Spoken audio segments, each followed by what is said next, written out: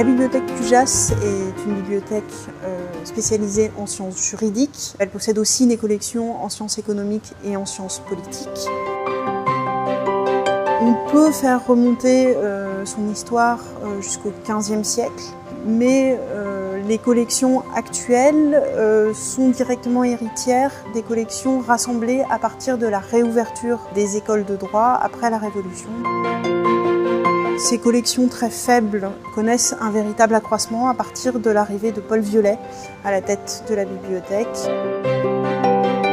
C'est une figure très particulière parce qu'il est le moteur de la transformation de la bibliothèque de la faculté de droit en une bibliothèque de référence. C'est aussi un homme engagé qui va être à la fois fervent catholique et fervent dreyfusard. Il va être co-rédacteur des premiers statuts de la Ligue des droits de l'homme. La bibliothèque Cujas est partenaire de longue date de la Bibliothèque nationale de France. Elle est également pôle associé et copilote de l'initiative pour une numérisation concertée en sciences juridiques. Dans le cadre du marché 2011-2014, la bibliothèque Cujas a envoyé 240 000 pages à la numérisation de publications officielles des anciennes colonies françaises. Paul Viollet a aussi un lien particulier avec cette collection. Il met en place un véritable système de collecte de ces documents avec des correspondances envoyées aux différents gouverneurs, aux différentes administrations dans les différentes colonies. Il faut imaginer l'ensemble des courriers adressés à ces officiels, l'ensemble des relances qui arrivent à la bibliothèque de la faculté de droit de Paris.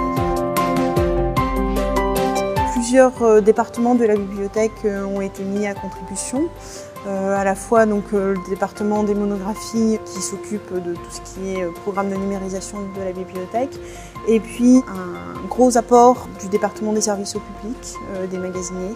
En tout, environ 5-6 personnes ont contribué à la préparation des envois des ouvrages de la bibliothèque Cujas. Ça a été une charge relativement conséquente, puisque nous envoyons des collections qui ne sont pas forcément toutes en très bon état.